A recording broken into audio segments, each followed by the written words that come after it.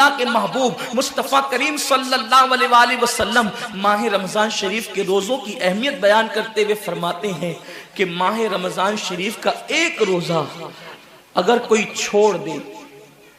اور پھر ساری زندگی اس کے بدلے میں روزہ رکھے تو ساری زندگی کے روزے اس ایک ماہ رمضان کے روزے کے برابر نہیں ہو سکتے۔ یہ ماہ رمضان شریف کے روزے کو فضیلت حاصل ہے، اور اللہ کے حبیب صلی اللہ علیہ وسلم فرماتے ہیں جو ماہ رمضان شریف میں عبادت کر کے اپنی بخشش نہیں کروا سکتا، اپنی مغفرت نہیں کروا سکتا، پھر اس کو کبھی موقع نہیں ملتا کہ وہ اپنی مغفرت کا سامان کرے۔ آقا کریم صلی اللہ علیہ وآلہ وسلم فرماتے ہیں کہ سال بھر تک ماہ رمضان شریف کے لیے جنت کو آراستہ کیا جاتا ہے، جنت کو سجایا جاتا ہے، جنت کو سنوارا جاتا ہے، اور آقا کریم صلی اللہ علیہ وسلم فرماتے ہیں بڑی بڑی آنکھ والی حوریں اللہ کی بارگاہ میں عرض کرتی ہے میرے کریم ہمیں ان کی دلہن بنانا جو ماہ رمضان شریف میں تیری عبادت کرتے ہیں، ہمیں ان کے نکاح میں دینا جو ماہ رمضان شریف کی راتوں کو جگ کر کے تجھے منانے کی کوشش کرتے ہیں۔ آقا کریم صلی اللہ علیہ وسلم فرماتے ہیں اگر کوئی بندہ ماہ رمضان میں زنا سے بچے، شراب سے بچے، جھوٹ سے بچے، کسی کو تہمت لگانے سے بچے، اور ماہ رمضان شریف کا احترام کرتے ہوئے گناہوں سے بچے، تو اللہ تبارک و تعالی ہر رات کے بدلے، رمضان شریف کی ہر رات کے بدلے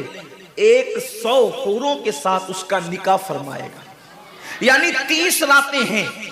تو 100 حوروں کے ساتھ اس کا نکاح ہوگا۔ اور آقا کریم صلی اللہ علیہ وسلم فرماتے ہیں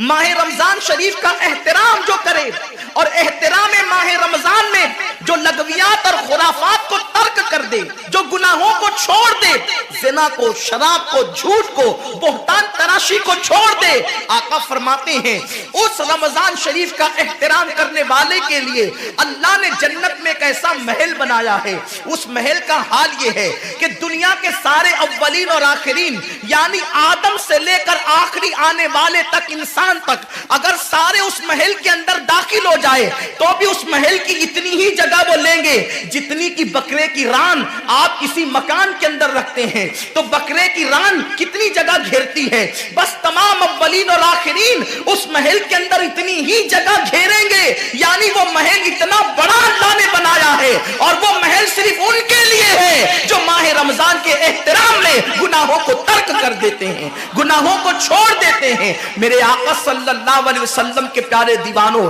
لیکن افسوس ہم اور دنوں کی طرح ماہ رمضان شریف کی راتوں کو ضائع کر دیتے۔ تاجروں کا سیزن آتا ہے تو تاجر پہلے سے تیاری کرتے ہیں کہ اس سیزن کے اندر میں نے مالدار بننا ہے، اتنا مال میں نے کمانا ہے کہ پھر میں نے سارے سال گھر میں بیٹھ کر کے کھانا ہے۔ ٹیلر لوگ تیاری کرتے ہیں عید کے موقع پہ اتنی محنت کریں گے رات دن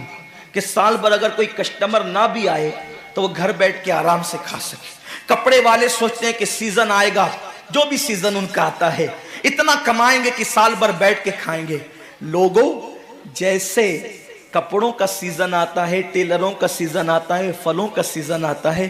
ایک سیزن نیکیوں کا بھی آتا ہے، ایک سیزن مغفرت کا بھی آتا ہے، ایک سیزن جنتی بننے کا بھی آتا ہے، ایک سیزن اللہ کو راضی کرنے کا بھی آتا ہے۔ ارے یہ کیا کم ہے؟ میرے رسول سچے نبی صادق و مصدوق نبی نے فرمایا ماہ رمضان کی ہر رات اللہ پہلے آسمان پہ تجلی کرتا ہے اور اللہ اپنے بندے سے پکار پکار کر غروب آفتاب سے لے کر صبح صادق طلوع ہونے تک کہتا ہے میرے بندے اگر تو گنہگار ہے تو مجھ سے معافی طلب کرتا کہ میں تیری مغفرت کر دوں، میں تجھے جنت کا پروانہ عطا